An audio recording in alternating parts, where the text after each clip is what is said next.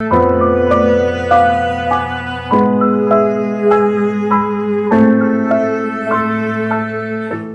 morning, good afternoon, good evening, depending on what part of the globe you're listening from. How are you doing? How have you been? Hope you guys are doing good, and especially to my audience, the Sickle Cell warriors. How is it going over there? How is it going with you? Hope you guys are taking good care of your health, your body. Very important. And let me also use this medium to shape this thing. Uh, you know, feed yourself, feed your mind with positive vibes. Okay, feed your mind. Let no one talk you down. See nothing as impossible to achieve. Hmm? The Bible said, "With God, all things." All the Bible didn't say some things. It said, "With God, all things are possible." Now, all good things. That's the way I say it anyway, because the same Bible says, "I know my thought towards you, they are of good, of peace, and not of evil." So don't say all things are possible with God. Then even cheating or duping someone is also possible. God is not in that type of an arrangement. All right. So all things are possible with God. See nothing else impossible for you to achieve. You know, you can do all things through Christ that strengthens you. How are you guys doing? Hope you guys are doing very well. Now, remember your mental well-being, your physical well-being, your social well-being. They're very important, very, very important. Do not take these three things for granted: your mental, your social, and your physical well-being. Do not take them for granted at all. And then why you are advised that you feed your mind with positive vibes is because anything you want to become in life, most of what you want to do, first of all, they emanate from the mind. They emanate either as thoughts, you know, either as belief systems. Either you even seek opinion of others, the fact remains that it started from your mind. So, and you are always a replica of what your mind is. You know, say, as a man thinketh in his heart, so you speak. If you think wicked, you are wicked. If you think good, you're good. If you think failure, you're failure. Okay? Alright. So, just like the way I was saying last week, how has the sickle cell anemia of this thing affected me? How have I been affected? Especially on my physical well-being. Yeah, let me put it that way. You see, you know, just like I do say, I want to use this medium again to sound the note of warning to potential parents. How has the sickle cell anemia of the thing affected me physically? You know, is what I'll be sharing with you today, and then what steps have I taken? How do I cope? How do I do things? Is what I'll be sharing with you in the course of this video. For me, the sickle cell anemia has affected two different parts of my body. Yes, I repeat, two different parts of my body. And that's why I just say, for potential lovers, please consider the offspring that you guys will be bringing into the union. Don't be too selfish, don't be too self centered, okay? Now, for me, it has affected my sight. And it affected my sight in such a way that it's not really funny. It affected my sight in such a way that it's really been so serious, it's not been funny. I've been like this now. My sight has been like this since for more than 22 years, if I'm not mistaken. Nothing less than 22 years, if I'm not mistaken. Nothing less than 22 years. Yes.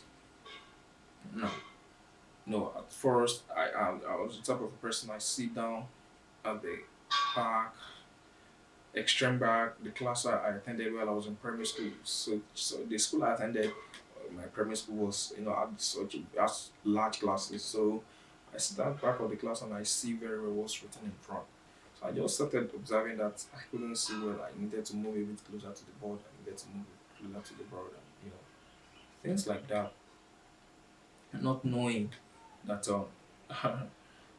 this it's I don't even as at the time it's the sight of the thing started, I never even knew I was a sickle cell warrior. Just like I said, I got to know in my 300 level days. So I, my parents took me to different places.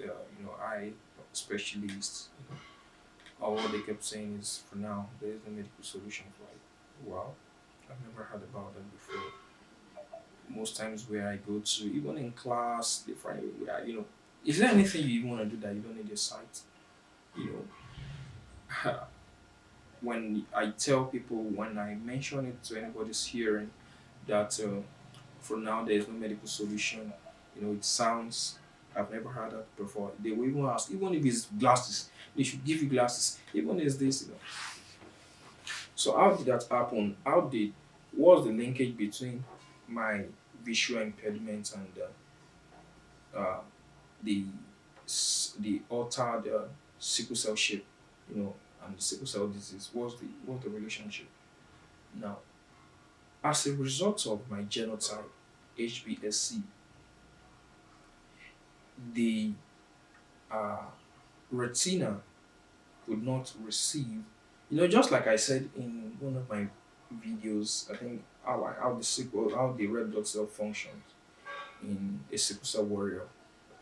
Every part of the body has cells. Combination of cells is what brings about tissues. Combination of tissues brings about organ. Combination of organs bring about system. Okay. Now there is an organ in my eyes called the retina, in everybody's eye called the retina. This retina has not been able to access easy supply of oxygen, you know, as a result of the altered red blood cell. And the nature of these uh, uh, ailments, or the name of this ailment, is what is called sickle cell retinopathy. I repeat, sickle cell retinopathy. That has been the challenge. That's what I've been diagnosed for. And then, in a way, it has the traits of macular degeneration, you know, where uh, macular degeneration specifically, is common with aged people. I mean, put it that way, it's more common with aged people.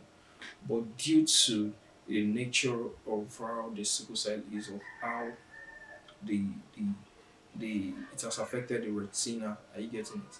It's something that's also, that macular degeneration is something that accompanies uh, the sickle cell retinopathy, that accompanies the ailment. And then, in summary, that has been the genesis, or let me say, that has been the reason for my visual impairment. Okay. Now, as a result of that, I've gone to different hospitals, gone to different eye specialists. Same thing is what, in fact, uh, different, you know, hospitals, different professionals. If I had gone to just one, it could have been, um, you just went to one and then you concluded, tried different options, but still, you know, Uh, it's not been funny because I've been like this with a site challenge for nothing less than 23 years ago now. For nothing less than 23 years ago. In fact, even 24 years ago. Yes. And then, of course, that's to tell you that I was I was I was a boy then, I was a kid then. So now, how would I was less than 10 years old, to the best of my knowledge, when I started having issues with my sight. I was less than 10 years old. So now the question is, how have I been coping? How have I been able to do this? Because is there anything you want to do in life that you wouldn't need your sight? You want to move from your bedroom to your kitchen, from your dining to your sitting room, you need your sight. You want to travel, you want to drive, you want to go to school, you want to work, you want to count money, you want to read your Bible, you need your sight. You need your sight. For instance, look at how how I press my phone. This is how I do it. I want to, it's not being funny at all. I have to be bringing my phone close to my sides. When I use my laptop. In fact, most times I get stressed out. I get so stressed out. You know, how have I been coping? How has it? How has the journey been? You know, where you need to use your sight and then you cannot just. I can drive. Yes, you have me right. I can drive. Be the manual, be the automatic. Yes, I can drive. But there has been a lot of medical advice that please don't do that. For the sake of your sight, please don't do that. Don't. It's risky. I'm this type of a fearless person. There's nothing I can do.